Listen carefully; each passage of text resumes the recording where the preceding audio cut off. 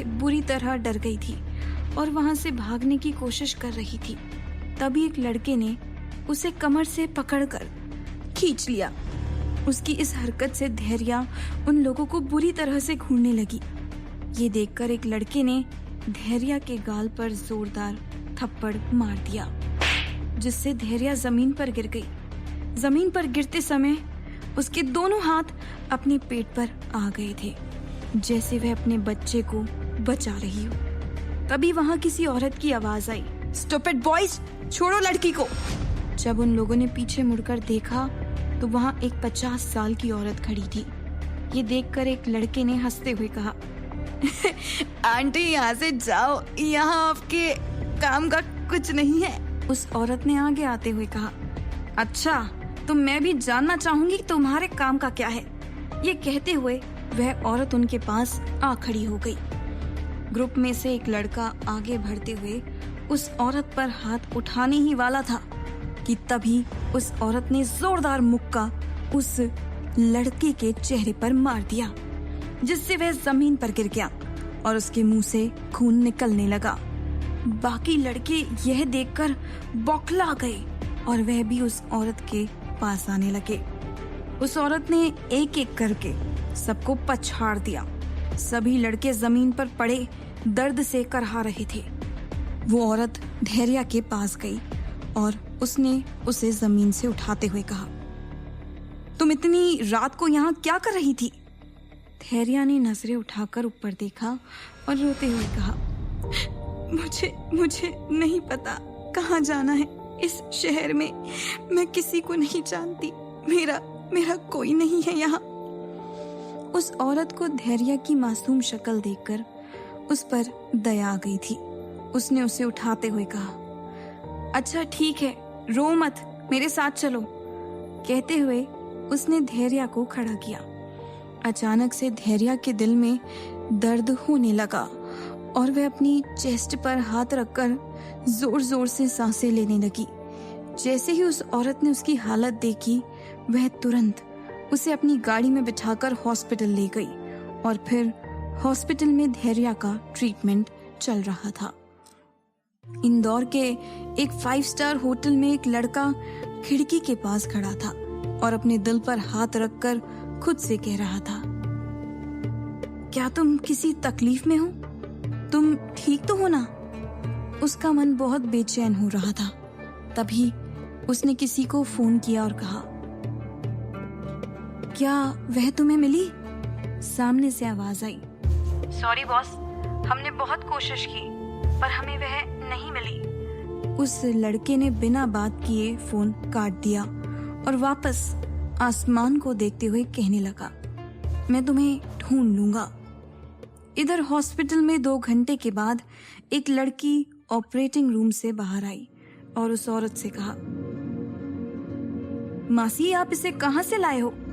औरत ने कहा, मैं घर जा रही थी, तभी पार्क में कुछ लड़के इसे परेशान कर रहे थे और तुम तो मुझे जानती हो कि मैं कहीं जुल्म होता देख नहीं सकती।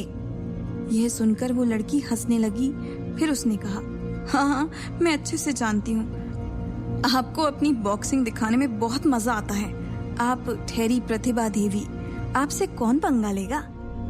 फिर उसने बहुत सीरियस होते हुए कहा, उसे माइनर अटैक आया था, शायद वो बहुत ज्यादा डिप्रेशन में थी और उन लड़कों से डर भी गई थी, जिससे उसके हार्ट में कुछ परेशानी हो गई थी। और एक और बात है, समझ नहीं आ रहा कैसे बताऊं। प्रतिभा देवी ने उसे अपने साथ बिठाते हुए कहा, आहाना बताओ मुझे, उस बच्ची को क्या हुआ है? आहाना ने एक लंबी सांस ली और कहा, वह प्रेग्नेंट है। यह सुनते ही प्रतिभा देवी हैरान रह गई। उन्होंने कहा, क्या कह रही हो तुम?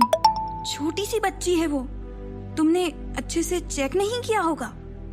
आहाना ने कहा, मैंने चेक किया है, मैंने गायनोकोलॉजिस्ट से अभी चेकअप करवाया है, उसका अच्छे से ध्यान रखना पड़ेगा। अच्छा, आप ये बताइए, क्या उसने बताया कि उसका घर कहाँ है? प्रतिभा देवी ने कहा, उसने कहा था कि उसका कोई नहीं है, वो बच्ची दुनिया में अकेली है और इतनी बड़ी मुसीबत में भी फंसी हुई है। तभी नर्स ने वार्ड से बाहर आते हुए कहा, अहाना मैम, उस लड़की को होश आ गया है। प्रतिभा देवी और अहाना वार्ड में चले गए। उन्होंने अपने सामने बैठी हुई छोटी सी लड़की को देखा जिसकी उम्र 16-17 साल ही थी। प्रतिभा देवी उसके पास जाकर बैठ गई। उन्होंने उसके सर पर हाथ फेरते हुए कहा, बच्चा कैसे हो? ज्यादा दर्द तो नहीं हो रहा है? धैर्या ने अपनी आंसुओं से भरी हुई आंखों से अपने सामने बैठी औरत को देखा और कहा, आपका धन्यवाद, आपने हमारी जान बचाई। तभी उसे कुछ ध्यान आया और उसने अपने पेट पर हाथ रख लिया। यह देखकर अहाना ने मुस्कुराते हुए कहा, चिंता मत करो, तुम्हारा बेबी बिल्कुल ठीक है। धैर्या घबराई हुई आंखों से अपने सामने खड़ी उस लड़की को देखने लगी तो अहाना ने उससे कहा, तुम्हें डरने की कोई जरूरत नहीं है। अच्छा, तुम बता सकती हो कि तुम प्रेग्नेंट कैसे हुई? इस सवाल का जवाब तो खुद धैर्या को भी नहीं पता था। अहाना उसके फेस के एक्सप्रेशंस देखकर समझ गई और उसने कहा, मैं तुम्हें समझाती हूँ, तुम्हें सेरोगेसी के जरिए प्रेग्नेंट किया गया है। मतलब किसी ने अपना बेबी तुम्हारी यूट्रस में प्लांट किया था। तुम्हें पता है यह कब हुआ था? धैर्या को तो अभी भी कुछ समझ में नहीं आया था। वो एक छोटे से गांव की लड़की थी, उसे ये सब बिल्कुल नहीं पता था। धैर्या को ज्योति के साथ 2 बार हॉस्पिटल जाना याद आया और वह सब समझ गई कि तभी यह सब हुआ होगा। यह सोचकर उसकी आंखों में आंसू आ गए थे। अहाना ने उससे पूछा, तुमने बताया नहीं? धैर्या ने कहा, हमारे साथ धोखा हुआ है। उन लोगों ने हमारे साथ ऐसा क्यों किया? हमने तो उनके साथ कुछ गलत नहीं किया था। ये कहते हुए वो रोने लगी। अहाना ने कहा, तो क्या तुम अबॉर्शन कराना चाहती हो? ये बात सुनकर धैर्या ने अपने दोनों हाथों से अपने पेट को चुबाते हुए कहा, नहीं, हम अपने बच्चे को नहीं मारेंगे, वह हमारा अंश है। अहाना ने उसे समझाते हुए कहा, देखो तुम अभी बहुत छोटी हो, तुम्हारी बॉडी यह प्रेगनेंसी झेल नहीं पाएगी। इसमें बहुत खतरा है, खासकर तुम्हारी जान को। अहाना आगे कुछ कहती, इससे पहले ही प्रतिभा देवी ने उसे रोकते हुए कहा, जाने दो, उसके पास पहले ही कोई नहीं है। शायद ये भगवान की इच्छा है कि इसे कोई सहारा मिले। तुम चिंता मत करो, हम है ना, हम तुम्हारा पूरा ख्याल रखेंगे, और इस नन्हे से शैतान का भी। ये कहते हुए उन्होंने उसके पेट पर हाथ रख दिया। धैर्या ने रोते हुए कहा, धन्यवाद, आप हमारे लिए इतना कर रही हैं, हम आपका एहसान कभी नहीं भूलेंगे। प्रतिभा देवी ने उसके सर पर हाथ फेरते हुए कहा, अच्छा चुप हो जाओ और बताओ तुम्हारा नाम क्या है? धैर्या ने कहा, हमारा नाम धैर्या साहू है। उन्होंने उसे आराम से लेटाते हुए कहा, अच्छा थोड़ा आराम कर लो, हम कल घर चलेंगे। यह कहकर वो वार्ड से बाहर आ गई। बाहर अहाना पहले से ही प्रतिभा जी का इंतजार कर रही थी। उसने कहा, आप उसे कैसे एनकरेज कर सकती थी? आपने देखा नहीं, वह सिर्फ 17 साल की है, यह बहुत रिस्की है। अहाना लगातार बोली जा रही थी। प्रतिभा देवी उसके मुंह पर हाथ रखते हुए कहा, अहाना चुप हो जाओ, हम संभाल लेंगे। तुमने उसकी आंखों में उम्मीद को नहीं देखा? कुछ खोने का दर्द और कुछ पा लेने की इच्छा उसके चेहरे पर साफ दिख रही थी। यह बच्चा उसकी आखिरी उम्मीद है जीने के लिए। और तुमने सुना, उसने अपना सरनेम बताया था। इसका मतलब उसके घर वालों ने उसे निकाल दिया है। शायद वो उसे गलत समझ रहे थे।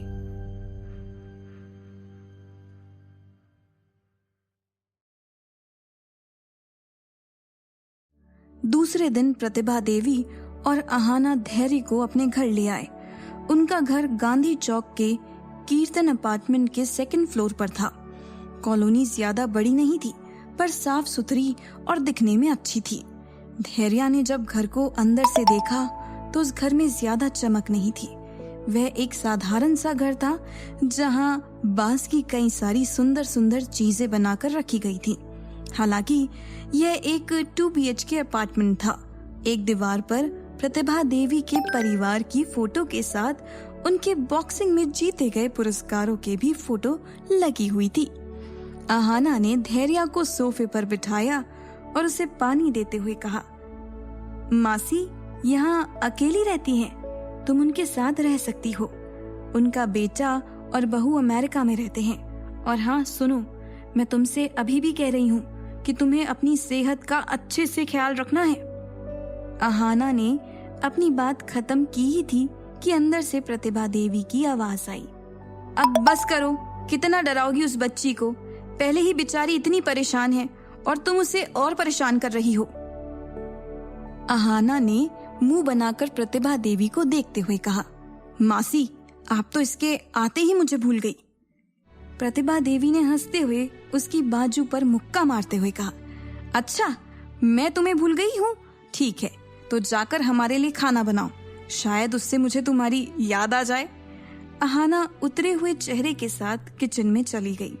प्रतिभा देवी ने धैर्या के सिर पर हाथ फेरते हुए कहा, बेटा चिंता मत करो, मैं तुम्हारे माता पिता की कमी को पूरा नहीं कर सकती, पर तुम्हें अकेला भी महसूस नहीं होने दूंगी। अब तुम और ये शैतान मेरी जिम्मेदारी हो। धैर्या को इतना अपनापन देखकर अपने अंदर एक गर्माहट और खुशी महसूस हुई। उसने तुरंत प्रतिभा देवी को गले लगा लिया। 8 महीने बाद देहरादून के सबसे बड़े हॉस्पिटल में एक वीआईपी रूम के अंदर एक लड़का बेजान सा बेड पर लेटा हुआ था। उसके सामने बेंच पर एक 55 साल की महिला बैठी थी जो काफी रईस दिख रही थी और एक टक उस लड़के को देख रही थी। तभी उस रूम से एक आदमी बाहर आया जो काफी लंबा था और उसने अपनी आंखों पर चश्मा चढ़ाया हुआ था। उसने अपना सर झुकाकर कहा, बड़ी मालकिन हुक्म करें। उस औरत ने उस आदमी की तरफ देखते हुए कहा, हेमंत हम चाहते हैं तुम उन्हें दोबारा ढूंढो और यह काम मुझे अगले 2 घंटे के अंदर चाहिए। हेमंत ने सर झुकाकर हाँ कहा और चला गया। उस औरत ने बेजान पड़े लड़के के सिर पर हाथ फेरते हुए कहा, हम अपना वंश इस तरह खत्म नहीं होने देंगे। वायु आपको ठीक होना होगा। ये कहते हुए उस औरत की आंखों से आंसू आ गए। 2 घंटे बाद हेमंत वापस आया। उसने कहा, बड़ी मालकिन हमें वह मिल गए हैं और खबर सही है। वह औरत आंखों में एक चमक लिए खड़ी हुई और उसने कहा, हमें अभी वहां ले चलो। देहरादून की सड़कों पर 3 चमचमाती काली कार एक साथ चल रही थी। वो सभी कार एक छोटे से घर के पास आकर रुकी। उनमें से कुछ बॉडीगार्ड उतरे और बीच में खड़ी रोल्स रॉयल कार का दरवाजा खुला, जिसमें से एक क्रीम कलर की शिफॉन की साड़ी में एक औरत बाहर आई। धूप की वजह से उसके गले में पहना हुआ डायमंड का नेकलेस चमकने लगा। बॉडीगार्ड ने जाकर उस घर का दरवाजा खटखटाया। शोभा जी ने आकर दरवाजा खोला। अपने सामने खड़े इतने हट्टे कट्टे लोगों को देखकर वो डर के मारे पीछे हट गई। उन्हें लगा ज्योति ने कुछ किया होगा, तभी यह लोग यहाँ आए हैं, क्योंकि ज्योति हमेशा ही कुछ न कुछ परेशानी खड़ी करती रहती थी। उन्होंने मन में कहा, अब यह क्या नई मुसीबत है।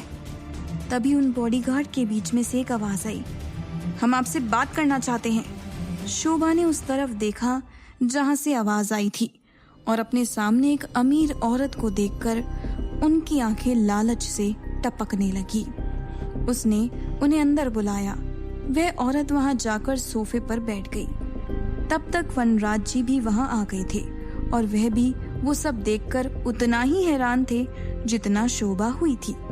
तभी उस औरत ने कहा, हम आपसे बात करना चाहते हैं, आप बैठ जाइए। शोभा और वनराज बैठ गए तो उस औरत ने फिर कहा, हमारा नाम निर्मला देवी राजवंश है, हम आपकी बेटी से मिलना चाहते हैं। राजवंश यह नाम सुनते ही दोनों बुरी तरह चौंक गए थे।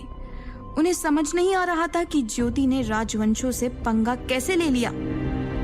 वनराज जी ने हाथ जोड़ते हुए कहा, मैम, अगर हमारी बेटी से कोई गलती हुई हो तो हम उसकी तरफ से आपसे माफ़ी मांगते हैं। वह बच्ची है, अगर उसने आपका किसी भी तरह से अपमान किया है तो उसे माफ़ कर दीजिए। निर्मला देवी कुछ बोलने ही वाली थी, तभी पीछे से किसी की आवाज़ आई। मम्मी, घर का सारा सामान लाने में कितनी परेशानी होती है। पीछे ज्योति खड़ी थी, उसके दोनों हाथों में बड़े बड़े थैले थे। उसने एक प्लाजो सूट पहना था जिसमें उसका प्रेगनेंसी पेट साफ नजर आ रहा था। निर्मला देवी ने जैसे ही ज्योति को देखा, उनकी आंखें खुशी से चमक उठी। वह उठकर खड़ी हुई और उन्होंने ज्योति के पेट को हाथ लगाते हुए कहा, हमारा वंश अभी भी जिंदा है। इस समय उनकी आंखों में खुशी के आंसू थे। तभी उनकी नजर ज्योति के हाथों में पकड़े हुए बड़े बड़े बैग्स पर गई और उन्होंने गुस्से में कहा, किसकी इतनी हिम्मत हुई कि हमारे वंश को जन्म देने वाली लड़की से इस तरह का काम करवाए। शोभा वनराज तो उनकी आवाज से डर के कांपने लगे थे। निर्मला देवी ने अपने बॉडीगार्ड को कुछ इशारा किया। 2 आदमी तुरंत आगे आए और उन्होंने ज्योति के हाथ से बैग लेकर अंदर रख दिया। निर्मला देवी ज्योति का हाथ पकड़कर उसे बिठाते हुए कहा, आपकी तबीयत कैसी है? आपको कैसा महसूस होता है? ज्योति बुरी तरह कंफ्यूज थी और उसने कहा, माफ कीजिएगा, मैंने आपको पहचाना नहीं। निर्मला देवी ने एक आहा भरते हुए कहा, गलती हमारी है, हम आपको बताते हैं। हम निर्मला देवी राजवंश खानदान की हेड हैं। हमारा पोता वायु राजवंश, जिसे शायद आप लोग जानते होंगे, आपकी कोख में जो बच्चा है वह हमारे पोते वायु राजवंश का है। हमारे पोते ने आपके साथ वह कॉन्ट्रैक्ट साइन किया था, पर कुछ कारणों से हमने उन्हें ये कॉन्ट्रैक्ट तोड़ने को कहा था। हम जानते थे कि हम एक मासूम लड़की की जीवन के साथ खेल रहे थे, पर शायद यह ईश्वर की इच्छा थी जो आपने हमारे आने वाले परपोते को अपने पास रखा। हम आपके आभारी हैं। ज्योति ने कहा, तो आप क्या चाहती हैं? निर्मला देवी ने कहा, हम चाहते हैं कि आप हमारे साथ रहें। हम आपकी पूरी देखभाल करेंगे। यदि आप वापस जाना चाहें तो आपको आपकी इच्छा अनुसार वापस भेज दिया जाएगा। कॉन्ट्रैक्ट के हिसाब से हम इस बच्चे को अपने पास रखेंगे। ज्योति के दिमाग में तो कुछ और ही प्लान चल रहा था। उसने कहा, मैं आपके साथ चल सकती हूँ और आपको यह बच्चा भी दे सकती हूँ, पर क्या आप अपने पोते की शादी मुझसे कराएगी? निर्मला देवी एक पल के लिए हैरान हो गई, पर यह उनके वंश का सवाल था। उन्होंने कुछ सोच समझकर हाँ कह दिया और वहां से चली गई। उनके जाने के बाद वनराज और शोभा अविश्वास से अपनी बेटी को देख रहे थे। शोभा ने कहा, ज्योति, तुमने कहा था कि यह बच्चा राघव का है और वह औरत यहाँ आकर ये कह रही है कि ये उनका पोता है। ज्योति ने सोफे पर बैठकर पानी पीते हुए कहा, यह लगभग आधा सच है। फिर उसने हॉस्पिटल से लेकर धैर्य के साथ जो उन्होंने किया वह सब कुछ बताया। शोभा ने कहा, पर अगर उन्हें पता चल गया कि तुमने झूठ बोला था तो क्या होगा? वह लोग काफी खतरनाक हैं। ज्योति ने बड़े आराम से कहा, माँ, कॉन्ट्रैक्ट मैंने साइन किया था और उन्हें कौन बताएगा कि यह उनके घर का बच्चा नहीं है। हमारे लिए एक अच्छा मौका है। हम इसकी मदद से काफी अमीर बन सकते हैं। बस आपको मेरा साथ देना होगा। उसकी बात सुनकर शोभा और वनराज शैतानों की तरह मुस्कुराने लगे। इधर निर्मला देवी हॉस्पिटल रूम में बैठी हुई थी। उन्होंने डॉक्टर से पूछा, रिपोर्ट में क्या है? डॉक्टर ने निराशा से कहा, वही जो हमने आपको पहले बताया था। मिस्टर वायु अब कभी पिता नहीं बन सकते हैं। एक्सीडेंट में उनके पैरों का पूरा हिस्सा सुन्न हो चुका था। हाँ, कुछ ही समय में वह चल जरूर सकते हैं, पर शायद ही मुमकिन है कि जीवन में कभी पिता बन सके। निर्मला देवी ने एक लंबी आह भरी और अपने पीछे खड़े हेमंत को देखकर कहा, तुमने उस लड़की का राजवंश हवेली में रहने का इंतजाम किया? हेमंत ने हाँ में सिर हिलाया। निर्मला देवी ने वायु की तरफ देखते हुए कहा, हमें माफ कर दो। बच्चे पर यह फैसला बहुत जरूरी था। जब तुम कोमा से उठोगे तो शायद इस पर सवाल उठाओ, पर हम तुम्हें समझा देंगे। इंदौर के हॉस्पिटल में धैर्या का ऑपरेशन चल रहा था। प्रतिभा देवी बाहर बैठे ओटी की रेड लाइट को ही देख रही थी। तभी वहां आहाना भागते हुए आई और उसने प्रतिभा देवी को गले लगाकर कहा, मासी ये सब कैसे हुआ? धैर्या कैसी? प्रतिभा देवी बिल्कुल शांत खड़ी थी। उन्होंने कहा, हम मार्केट से आ रहे थे। रोड क्रॉस करते समय एक कार ने उसे टक्कर मार दी। तभी डॉक्टर ओटी से बाहर आई और उसने कहा, देखिए पेशेंट का काफी ब्लड लॉस हुआ है और उनकी कम एज के कारण ये डिलीवरी बहुत रिस्की है। माँ और बच्चे में से हम किसी एक को ही बचा सकते हैं, तो आप लोग जल्दी बताएं क्योंकि हमारे पास समय नहीं है। ये सुनकर प्रतिभा देवी और आहाना सुन्न हो गए थे। उनकी आंखों के सामने पिछले महीनों के सुनहरे पल आने लगे थे। तभी आहाना ने खुद को संभालते हुए कहा, डॉक्टर आप धैर्या को बचाएं। प्रतिभा देवी हैरान होकर आहाना को देखने लगी। आहाना ने बेंच पर सिर झुकाकर बैठते हुए कहा, मासी आप समझिए, वो बच्ची है, हम उसे कैसे मरने दे सकते हैं? प्रतिभा देवी ने परेशान होकर कहा, पर तुम जानती हो वो बच्चा उसके लिए क्या मायने रखता है और तुम उससे उसकी जिंदगी के मायने छीनना चाहती हो। वह तुम्हें कभी माफ नहीं करेगी। आहाना ने कुछ नहीं कहा और चुपचाप बैठी रही। फिर ऑपरेशन कई घंटों से चल रहा था। अंदर ओटी में पहली डॉक्टर ने कहा, इनकी पल्स गिर रही हैं, पता नहीं इन्हें बचा पाएंगे या नहीं। दूसरी डॉक्टर ने कहा, एवरीवन फोकस, हम 3 जानों को ऐसे नहीं जाने दे सकते। इनके पेट में जुड़वा बच्चे हैं जो हमें अभी पता चला है। धैर्या की कंडीशन खराब होती जा रही थी। देहरादून हॉस्पिटल वीआईपी बोर्ड के अंदर वायु की धड़कन भी तेज हो गई थी। कई सारे डॉक्टर उसे ठीक करने की कोशिश कर रहे थे और किसी को समझ नहीं आ रहा था कि उसे क्या हो रहा था। वायु एक सपना देख रहा था। उसको एक लड़की दिख रही थी जिसने सफेद रंग की ड्रेस पहनी थी। उसकी पीठ वायु की तरफ थी। बहुत सारा सफेद धुआं होने के कारण वायु को साफ नहीं दिख रहा था। वह आगे जाने लगा। आगे जाकर उसने देखा कि वह लड़की 2 छोटे बच्चों का हाथ पकड़कर आगे जा रही थी। वायु दौड़कर उन्हें रोकने की कोशिश करने लगा, पर वह बहुत दूर था। उसने चिल्लाकर कहा, रुक जाओ, रुक जाओ। वह लड़की पीछे मुड़ी। वायु ने देखा कि वो वही लड़की थी जो उसे इंदौर में दिखी थी। उस समय उसने नारंगी रंग का लहंगा पहना था, पर जब तक वह उस तक पहुंचता वह जा चुकी थी। उसने कहा, जा रही हो तुम, फिर से नहीं जा सकती, वापस आ जाओ। वह लड़की मुस्कुराते हुए आगे जाने लगी। यहाँ हॉस्पिटल में वायु की सांसें और तेज हो गई थी। बाहर निर्मला देवी परेशान बैठी थी कि उनका पोता पिछले 8 महीने से कोमा में था। उसने अपने बच्चे का चेहरा भी नहीं देखा था, जो कुछ हफ्तों पहले ही दुनिया में आया था। इधर वायु के सपने में उस लड़की ने कहा, आप हमें ढूंढ लेंगे, आप हम तीनों को ढूंढ लेंगे। हम यह बात जानते हैं, लेकिन हमें अभी जाना होगा। इतना कहते हुए वह तीनों उस धुएं में गायब हो गए। 1 घंटे बाद देहरादून और इंदौर के दोनों ही हॉस्पिटल के ओटी का दरवाजा खुला। 7 साल बाद देहरादून की राजवंश हवेली में बहुत खुशी का माहौल था। पूरी हवेली को दुल्हन की तरह सजाया गया था। अंदर कई नौकर कल होने वाले जश्न की तैयारी कर रहे थे। ज्योति सबको इंस्ट्रक्शन दे रही थी। उसने इस समय डिजाइनर 1 पीस पहना हुआ था, जिसमें वह काफी एलिगेंट लग रही थी। वह सब नौकरों से चिल्ला कर कह रही थी, ठीक से काम करो, मुझे बिल्कुल गलती नहीं चाहिए। तुम जानते हो ना कल क्या है। अगर थोड़ी भी गलती हुई तो याद रखना, सबको बहुत बड़ी सजा मिलेगी। ज्योति को तभी सीढ़ियों से उतरती हुई निर्मला देवी दिखाई थी।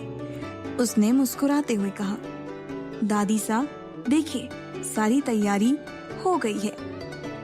निर्मला देवी ने मुस्कुराते हुए कहा, हमें चिंता करने की जरूरत ही नहीं है, आप है ना सब करने के लिए।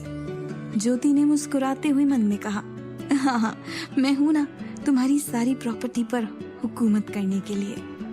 निर्मला देवी ने कहा, कहाँ खो गई ज्योति?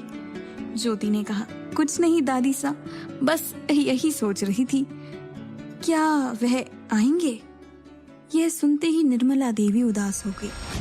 उन्होंने ज्योति के कंधे पर हाथ रखते हुए कहा, आप चिंता मत करें, वह समझदार है, वह जानते हैं उन्हें कब क्या करना है। यह कहकर वो वापस अपने कमरे में चली गई।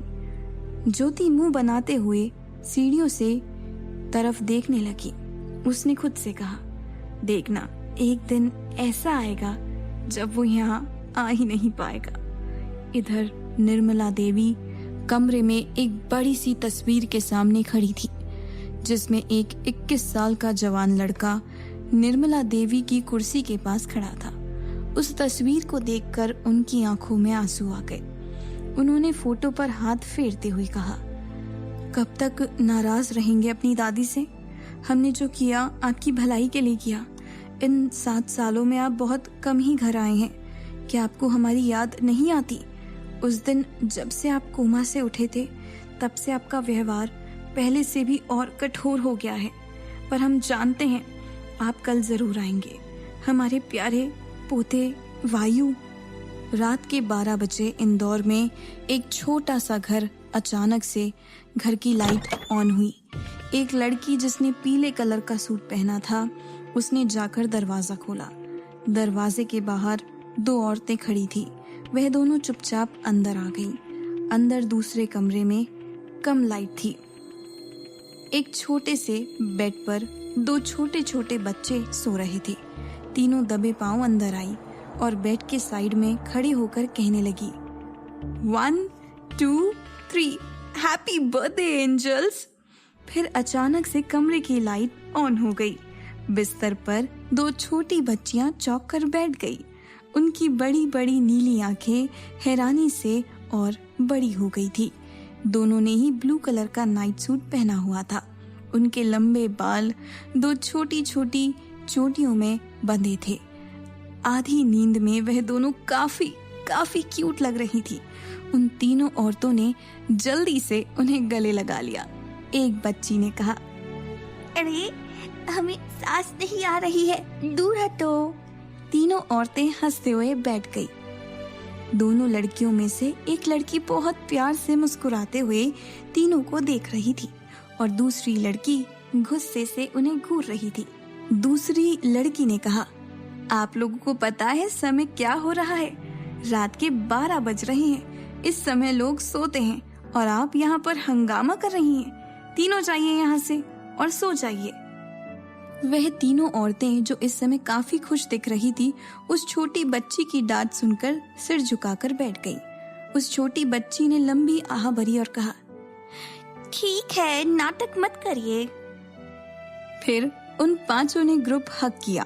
थोड़ी देर बाद एक केक जिस पर 7 नंबर की कैंडल लगी थी, एक औरत ने उस बेड पर रख दिया था। दोनों लड़कियों ने कैंडल बुझाई और केक कट किया। फिर केक कट करने के बाद सब सोने चले गए। सुबह के 5 बजे उस घर की खिड़की के पास एक लड़की आसमान को देख रही थी। हमेशा नीला दिखने वाला आसमान सुबह सुबह की सूरज की किरणों से लाल हो चुका था। उसकी रोशनी से उस लड़की की आंखें चमक रही थी, जिसमें कुछ आंसू की बूंदें भी थे जो उसकी आंखों में दिख रही थी। वो अपने ख्यालों में ही थी कि तभी उसे अपने कंधे पर किसी का हाथ महसूस हुआ। उसने बिना पीछे मुड़े कहा, 7 साल हो गए मासी। मेरी रावी और वीरा आज 7 साल की हो चुकी है। प्रतिभा देवी ने उसके बगल में खड़े होकर कहा, सही कहा धैर्या, समय कितनी जल्दी बीत गया। किसने सोचा था 7 साल पहले उस हॉस्पिटल रूम में जहाँ तुम तीनों अपनी जिंदगी खो चुकी थी, अचानक से तुम्हारी सांस लौट आएगी। वह किसी चमत्कार से कम नहीं था। हमने तो उम्मीद ही खो दी थी, पर फिर वह दोनों शैतान और तुम वापस लौट आई। आज भी वह दिन याद करके दिल भर आता है। तभी धैर्या को याद आया कि उस दिन क्या हुआ था। बच्चों को जन्म देने के बाद धैर्या की सांसें रुक गई थी। वह गहरी नींद में चली गई थी, जहां उसे एक आदमी खड़ा दिखा, जिसकी सिर्फ नीली आंखें दिख रही थी और वह कह रहा था, तुम सो नहीं सकती, तुम्हें जागना होगा। देखो इन दोनों को। ये एपिसोड आपके लिए फ्री हो सकता था, लेकिन आपका पॉकेट एफएम फ्री। धैर्या ने उस तरफ देखा जहां उस आदमी ने इशारा किया था। वहां दो छोटी बच्चियां एक दूसरे का हाथ पकड़कर खड़ी थीं।